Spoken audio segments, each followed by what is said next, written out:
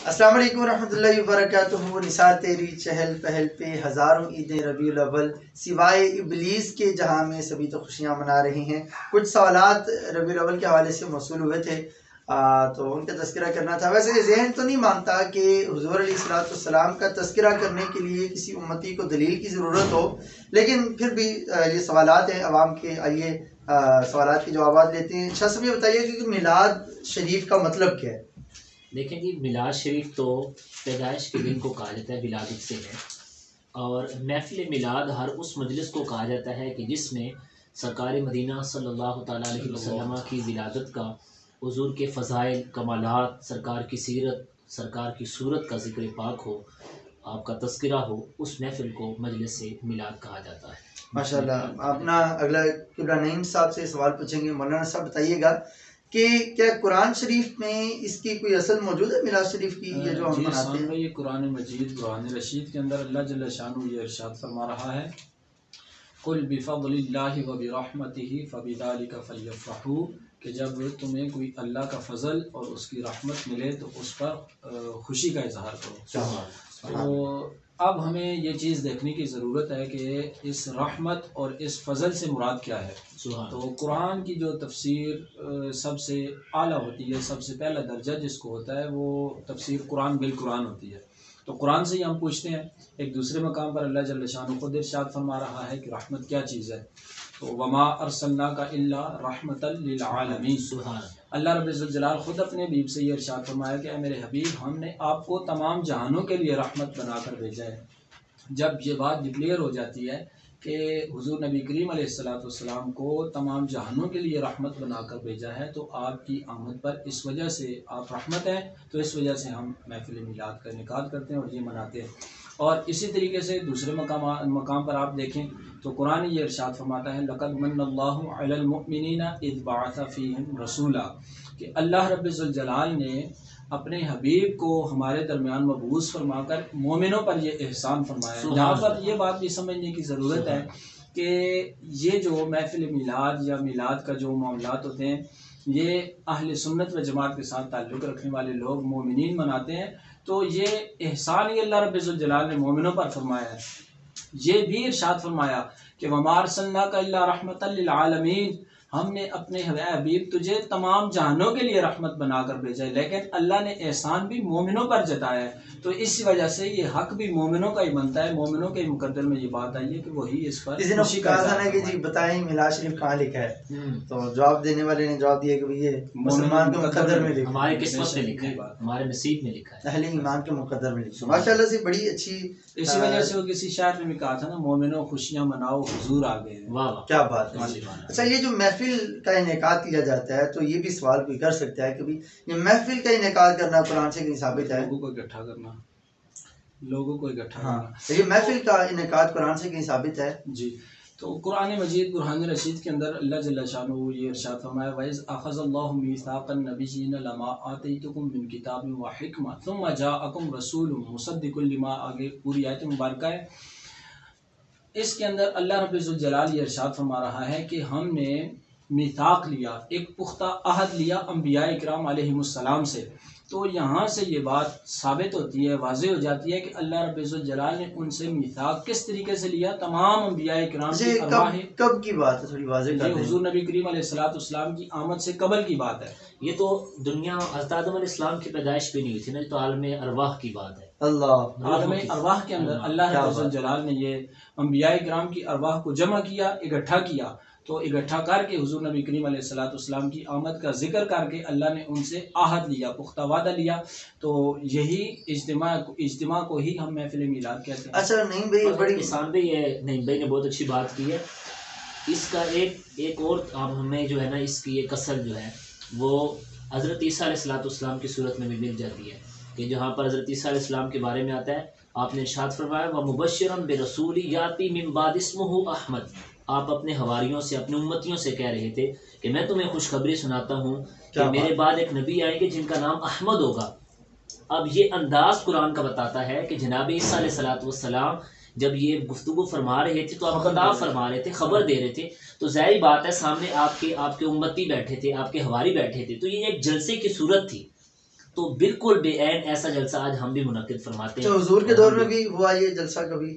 جی ہاں، نبی علیہ الصلوۃ والسلام کے دور میں بھی میلاد شریف کے جلسے ہوتے رہے ہیں. باقاعدہ مسلم شریف کے اندر یہ حدیث مبارکہ موجود ہے، لیکن اس کے اندر تھوڑے سے الفاظ مختلف ہیں. نسائی میں بالکل ایگزیکٹ کے الفاظ ہیں.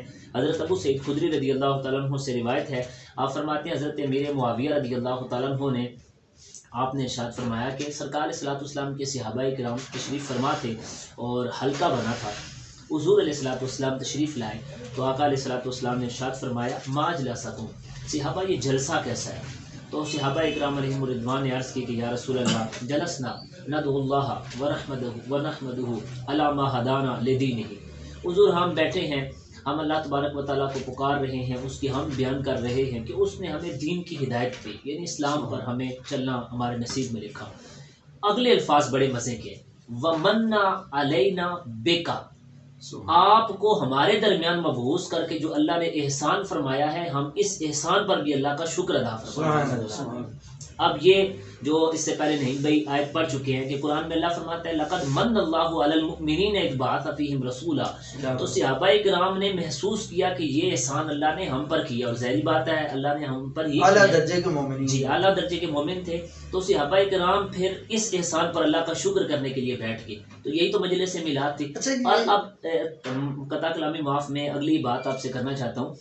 نبی علیہ السلام نے صحابہ کرام سے پوچھا کہ صحابہ تم بتاؤ مجھے کہ کیا تم واقعی اسی لیے بیٹھے تھے؟ تو انہوں نے قسم اٹھا دی، انہوں نے کہا واللہ اللہ کی قسم یا رسول اللہ ہم اسی لیے بیٹھے تھے، اور اس بیٹھنے کا مقصد صرف یہی تھا.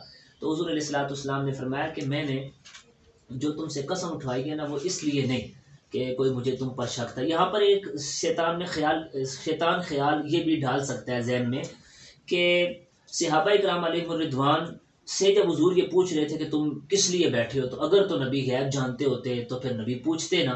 تو حضور کے جو اگلے الفاظ ہیں نا وہ یہ جو اعتراض اٹھتا ہے نا اس کو بھی ختم کر رہے ہیں. سرکار نے فرمایا میرے غلاموں میں نے اس لیے تم سے قسم نہیں اٹھائی کہ مجھے تم پر کوئی شک تھا، بلکہ اصل میں تمہیں ایک بہت بڑی خوشخبری دینی تھی، اور وہ یہ تھی کہ جانی جبریل، میرے پاس جبریل علیہ الصلوۃ والسلام تشریف لائے، اور جبریل علیہ الصلوۃ والسلام نے آ کر مجھے یہ بات بتائی ہے. فاخبرانی، انہوں نے مجھے یہ خبر دی، ان اللہ تعالی یباہی بکم الملائکہ، آج فرش بری پر یہ جو آپ کے غلام بیٹھ کر آپ کی آمد کا تذکرہ کر رہے ہیں نا، عرش بری پر اللہ تبارک و تعالیٰ ان کی وجہ سے خوشی کا اظہار فرما رہا ہے. تو میلاد شریف کی مجلس ایک ایسی مجلس ہے کہ اس مجلس کے منعقد کرنے سے، یہ مجلس تو فرش زمین پہ منعقد ہوتی ہے لیکن اس پر خوشی کا اظہار اللہ عرش بری پر فرماتا ہے. میں ایک بات عرض کرنا چاہ رہا ہوں کہ دیکھیے ماشاءاللہ سے میں نے پوچھا تھا کہ کیا یہ موجود ہے، یہ سوال کیا جاتا ہے کہ کیا قرون ثلاثہ میں میلاد منایا گیا، مطلب صحابہ کے دور میں، تابعین کے دور میں، تبع تابعین کے دور میں. یہاں تو باتیں ورا الورا کی ہو رہی ہیں نا، جب انسان پیدا ہی نہیں ہوا. جی حضرت آدم علیہ الصلوۃ والسلام بھی ابھی اس طرح سے عالم ارواح کے اندر، عالم ارواح میں میلاد منایا جا رہا ہے. حضرت عیسیٰ کے دور میں میلاد منایا جا رہا ہے، صحابہ خود بیٹھ کے میلاد منا رہے ہیں، حضور وہاں پہ موجود ہیں. ماشاءاللہ یہ تو سمجھیں کہ وسوسے کی جڑ سے کاٹ ہو جاتی ہے. لیکن شاہ صاحب جس نے ماننا ہے نا اس نے ایمان، جس نے نہیں ماننا نا اس کو ہزار دلیلیں دے دیں. پر یہ ایک اور آگے سوال موصول ہوا ہے کہ جی یہ جس انداز میں ہم چرچا کرتے ہیں، پوسٹر لگاتے ہیں محفل کے اور اعلانات کرتے ہیں کہ یہ میلاد شریف ہوگا، جلوس ہوگا، تو یہ کہاں سے ثابت ہے چرچا کرنا؟ قرآن مجید میں اللہ رب الجلال یہ ارشاد فرما رہا ہے وَأَمَّا بِنِعْمَةِ رَبِّكَ فَحَدِّثْ، کہ جب تمہیں اللہ رب الجلال کی طرف سے کوئی نعمت میسر آئے، کوئی نعمت کا حصول ہو، تو اس پر فحدث، اس پر چرچے کا اظہار کرو، خوشی کا اظہار کرو، اس کو جناب پھیلاؤ، لوگوں کو بتلاؤ. تو یہی مطلب ہم بھی تو یہی کرتے ہیں. باب تفخیر کا خاصا نہیں ہے، خوب جی خوب اس کا چرچا کرو. دیکھیں سان بھائی یہ تو نا اصل میں آپ کی بات سے میں 100% وہ اتفاق کرتا ہوں. ہمارے ہاں کسی کے ہاں بچہ پیدا ہو تو مٹھائی تقسیم کی جاتی ہے، اس کے جناب حقیقہ کیا جاتا ہے، پورے خاندان میں جناب فوراً کال چلتی ہے اور میسیجز چل رہے ہیں. اب تو ہمارے ہاں نا اب تو سوشل میڈیا کا دور ہے، وہاں پر پوسٹر چل رہے ہوتے ہیں. اب اس پر کبھی کسی نے نہیں کہا کہ یار یہ کرنا درست ہے یا نہیں ہے، کیونکہ وہ اپنی ذات کے لیے ہوتا ہے نا. میلاد شریف اصل میں لوگوں نے ذہن میں ایک بات بٹھا لیا کہ بھئی ہم نے اس کو ناجائز کرنا ہی کرنا ہے، ہر حال میں کہنا ہے، جو مرضی ہو جائے ہم نے کہنا ہے. اب ان کو ہزار دلیلیں دی جائے تو وہ پھر اس بات کو نہیں مانتے ہیں. وہ کہتے ہیں کہ نہیں نہیں نہیں ہم نہیں مانیں گے. یہ بات وہ والی بات ہے کہ میں نہ مانوں، وہ والا کام ہے. اچھا اگلا سوال یہ ہے کہ کیا صحابہ کرام علیہم رضوان نے میلاد منایا؟ ابو بکر صدیق رضی اللہ تعالیٰ عنہ کے دور میں کتنی دفعہ میلاد شریف تشریف لایا؟ حضرت عمر فاروق اعظم رضی اللہ تعالیٰ عنہ، حضرت عثمان غنی رضی اللہ تعالیٰ عنہ، مولا علی کرم اللہ تعالیٰ وجہ کریم کے دور خلافت کے اندر مطلب کتنی دفعہ خود حضور علیہ الصلوۃ والسلام جب اس دنیا سے پردہ نہیں فرمایا تو اس وقت 63 دفعہ حضور علیہ الصلوۃ والسلام کی ظاہری حیات میں بھی یہ میلاد شریف تشریف لایا. تو حضور نے کیا یہ اس طرح میلاد منایا؟ تو یہ بتائیں. اسلام میں سب سے پہلی بات یہ ہے کہ کسی کام کے جائز یا ناجائز ہونے کا مدار اس پر نہیں ہے کہ صحابہ کرام نے کیا ہے یا نہیں کیا ہے. اصل تو یہ ہے کہ کیا شریعت میں وہ منع ہے، یہ شریعت اس کے کرنے کو جائز قرار دیتی ہے. یعنی جیسے قرآن میں ہے کہ ما آتاکم الرسول فخذوہ وما نہاکم عنہ فانتہوا، یعنی جو چیز تمہیں حضور نبی کریم علیہ الصلوۃ والسلام عطا فرما دیں وہ لے لو، جس سے منع فرما دیں اس سے رک جاؤ. تو یہ چیز اس بات پر شاہد ہے کہ شریعت جو ہے وہ رسول کریم علیہ الصلوۃ والسلام آپ سے وضع کردہ ہے. تو جس چیز کا حضور حکم دیں گے، جو چیز حضور نے کی فعلاً کی یا جس کو دے کر خاموش ہو گئے، تو وہ ہمارے لیے مطلب مشعل راہ ہے، اس کو ہمیں اپنانا چاہیے. جس سے آپ نے منع فرما دیا، جس کو آپ نے ناپسند فرمایا، اس سے ہمیں رک جانا چاہیے. اب اس پہ انسان میں یہ گزارش یہ ہے کہ آپ دیکھیں صحابہ کرام علیہم رضوان کو. تو میں ابھی جو ہے نسائی شریف کی حدیث آپ کے سامنے پیش کر رہا تھا کہ نسائی شریف میں نبی علیہ الصلوۃ والسلام باقاعدہ تشریف لائے، مجلس میلاد منعقد ہو رہی تھی اور صحابہ کرام تشریف فرما تھے. ایک تو یہ ہے کہ صحابہ کرام نے یہ کام کیا ہے، اس حدیث سے ثابت ہوتا ہے. سرکار علیہ الصلوۃ والسلام کے حوالے سے جو کہا جاتا ہے کہ 63 بہاریں حضور نے اپنی عمر میں دیکھی ہیں، تو سرکار نے منایا تو حضور تو ہر ماہ 4 مرتبہ مناتے تھے. آپ روزہ رکھتے تھے پیر کا. تو جب سرکار علیہ الصلوۃ والسلام سے پوچھا گیا تو حضور نے فرمایا فیہ ولدت، میں اس دن پیدا ہوا ہوں تو اس لیے اس دن کا روزہ رکھتا ہوں. تو یہ تو اصل ہمیں بالکل مل جاتی ہے کہ حضور بھی میلاد مناتے تھے. اگلا جو آپ کا سوال یہ ہے کہ جو خلفائے راشدین نے منایا یا دیگر نے منایا، تو اس پر میری گزارش یہ ہے کہ یہ جو دوست ہم سے پوچھتے ہیں، ہم ان سے یہ پوچھتے ہیں کہ جناب صدیق اکبر رضی اللہ تعالیٰ عنہ نے اپنا یوم منایا ہے اور جناب صدیق اکبر کا وصال ہو گیا تو جناب فاروق اعظم خلیفہ بنے، کیا انہوں نے ابوبکر صدیق کا منایا؟ حضرت عمر کا وصال ہوا، آپ کی شہادت ہوئی، تو کیا حضرت عثمان غنی نے ان 2 شیخین کا یوم منایا؟ اور پھر حضرت مولا علی نے کیا اپنے سے پہلے 3 کا منایا؟ امام حسن کی حکومت ہے، کیا انہوں نے خلفائے راشدین کا ایسے ایام ان کو منانے کا کوئی اہتمام کیا؟ یقیناً آپ کا جواب نفی میں ہے. تو پھر آج ہمارے ہاں جب پورے جناب وہ شہر کو پوسٹروں کے ساتھ بھر دیا جاتا ہے اور صحابہ کرام کے ایام منانے کی دعوت دی جاتی ہے، یوم صدیق اکبر، یوم فاروق اعظم، یوم عثمان غنی، یوم علی المرتضیٰ کرم اللہ وجہ الکریم ورضوان اللہ تعالیٰ علیہ مجمعین، تو یہ سارے کرنے جائز ہو گئے ہیں. تو جن کی وجہ سے صدیق اکبر بنے ہیں، جن کی وجہ سے فاروق اعظم بنے ہیں، جن کی وجہ سے عثمان غنی ذوالنورین بنے ہیں، جن کی وجہ سے علی المرتضیٰ مولا مشکل کشا بنے ہیں، بھائی اس محبوب کا ایام منانا جتنا جائز کیسے ہو گیا؟ اور پھر احسان پہ یہ ہے کہ ختم بخاری کا جلسہ، امام بخاری کا جو ان کی جو بخاری شریف کا ختم ہے، یہ تو حضور نے بھی نہیں کیا، صحابہ اکرام نے بھی نہیں کیا. اب یہ کیا جاتا ہے اور اس کو ثواب سمجھا جاتا ہے، باقاعدہ چندہ مانگا جاتا ہے، اشتہار وہ چھاپے جاتے ہیں، ان تشہیر ہوتی ہے اور باقاعدہ محفل مجلس منعقد ہوتی ہے، لائٹنگ تک ہوتی ہے، لنگر تک تقسیم کیا جاتا ہے. اصل بات یہ ہے کہ کوئی بھی چیز اگر سنت کے خلاف نہ ہو اور اس سے کوئی جناب وہ قباحت نہ ہو، یعنی شرعی اعتبار سے اس میں کوئی خرابی نہ ہو، تو ایسی چیز مستحسن ہوتی ہے. اور خلاف شرع بات یہ ہے کہ رد المختار میں یہ قاعدہ کنگیہ بھی موجود ہے. نبی علیہ السلام نے فرمایا جس چیز کو مسلمان اچھا سمجھ لینا تو وہ اچھی ہوتی ہے. تو مسلمان تو میلاد شریف کی محفل کو، مجلس کو وہ اچھا سمجھتے ہیں، مستحسن سمجھتے ہیں، ثواب کا کام سمجھ کر وہ کرتے ہیں، لہٰذا یہ بالکل جائز امر ہے. تو یہ لوکل خان راولپنڈی سے ایک بھائی ہیں، انہوں نے سوال بھیجا ہے کہ اس دن کو عید منانا کیسا؟ مطلب یہ کہ عیدیں تو مسلمانوں کی زندگی میں 2 ہی ہوتی ہیں جی، کہ ایک عید الفطر ہوتی ہے اور ایک عید الاضحیٰ ہوتی ہے. بچے سے بھی پوچھ لیں گے بھائی بیٹا جی عیدیں کتنی ہوتی ہیں، تو وہ بھی بتائے گا کہ مسلمانوں کی 2 ہی عیدیں ہوتی ہیں.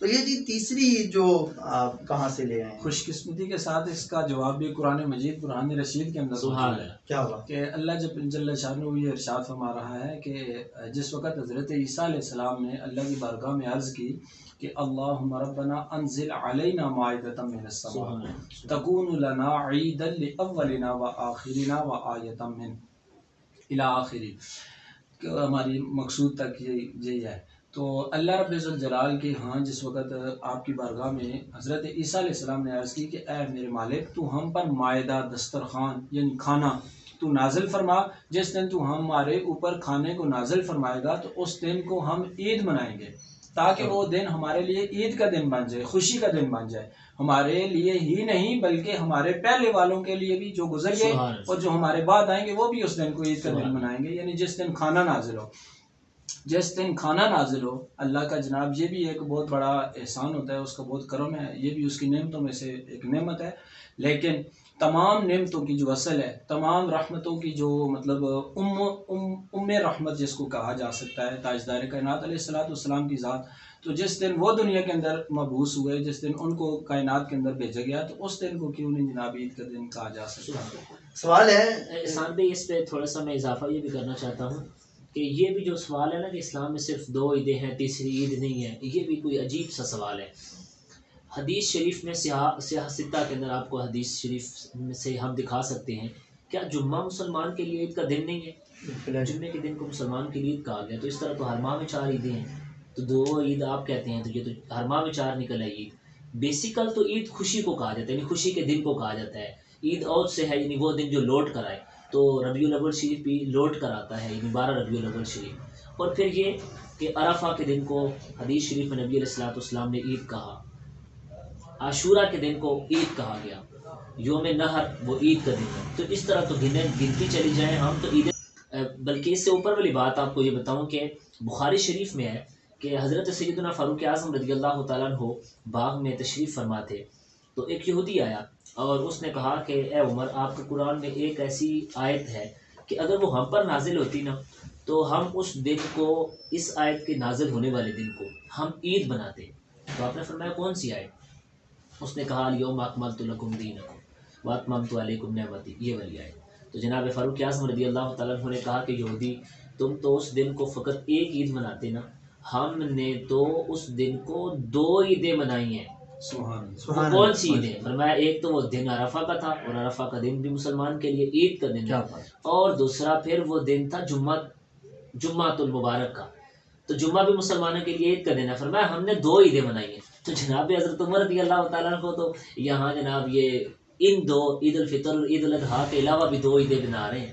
ماشاء اللہ۔ لہٰذا سوال ہے، ویسے تو جواب اس کا ہو گیا ہے، عقل مند کے لیے اشارہ کافی ہے، جواب آپ نے دے دیا، لیکن سوال پھر بھی اگر صراحتاً میں کرنا چاہوں کہ عید کا دن جو ہوتا ہے اس میں روزہ رکھنا ایک تو درست نہیں ہوتا، روزہ رکھنا جائز نہیں ہوتا، اور دوسرا عید کے دن کی نماز ہوتی ہے۔ یہ بھی ایک سوال آیا کہیں سے کہ ایک تو روزہ نہیں رکھا جاتا اور دوسرا عید کی نماز ہوتی ہے، تو ربیع الاول اگر 12 ربیع الاول عید کا دن ہے، جشن عید میلاد النبی، تو عید کی نماز کب ہوتی ہے اور روزہ؟ دیکھیں ساتھ میں یہ بھی بس فضول قسم کا سوال ہے۔ گزارش یہ ہے کہ عاشورہ کو نبی علیہ السلام نے عید کا دن کہا ہے، اور عرفہ کے دن کو سرکار علیہ السلام نے عید کا دن کہا ہے، جمعے کے دن کو حضور نے عید کا دن کہا ہے۔ میرا سوال اس بھائی سے ہے کہ کیا جمعے کو روزہ رکھنا جائز نہیں ہے؟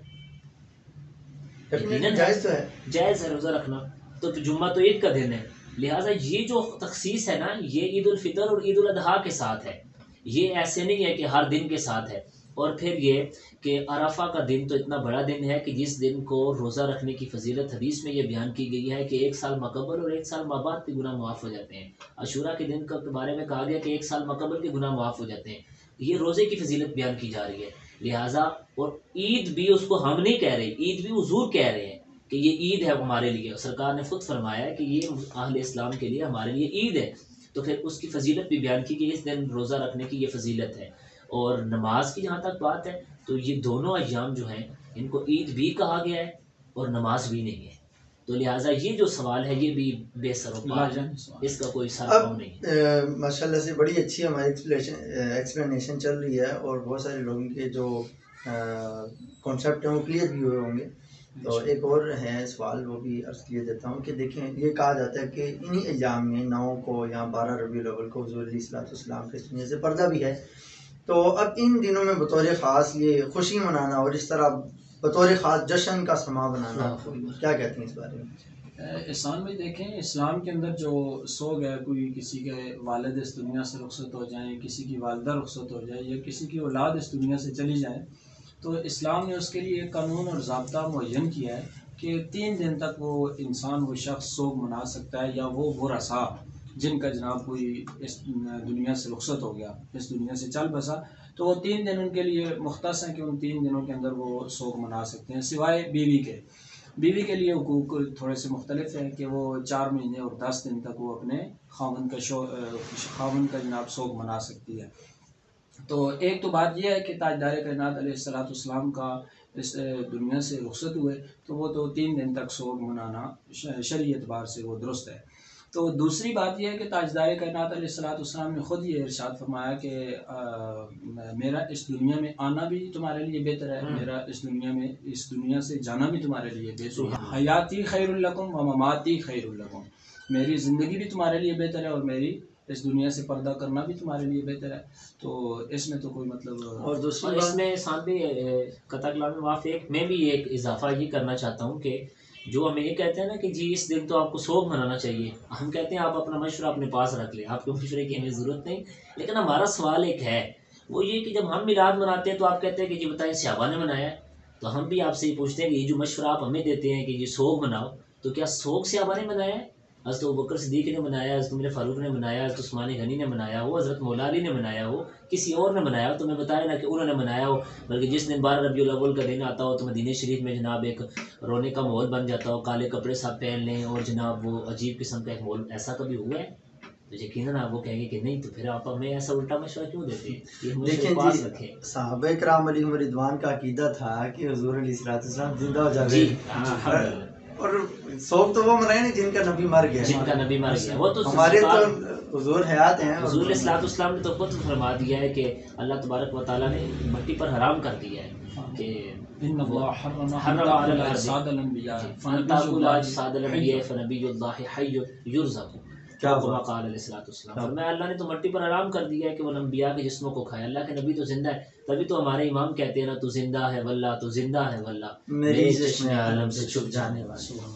کمال، ماشاءاللہ، تفضل۔ بلکہ سیدی اعلیٰ حضرت نے تو اس کو یوں بھی بیان کیا ہے کہ انبیاء کو بھی موت آنی ہے، انبیاء کو بھی اجل آنی ہے، انبیاء کو بھی مگر ایسی اجل کہ آنی ہے، فقط آنی ہے، پھر اسی آن کے بعد ان کی حیات مثل سابق وہی جسمانی ہے، روح تو سب کی ہے زندہ ان کا جسم پر نور بھی روحانی، سبحان اللہ، وہ ہیں حی ابدی ان کو رضا صدق کے وعدہ کی قضا مانی۔ سبحان اللہ۔ تو یہ ہمارا عقیدہ تو یہ ہے کہ انبیاء علیہ السلام زندہ ہے۔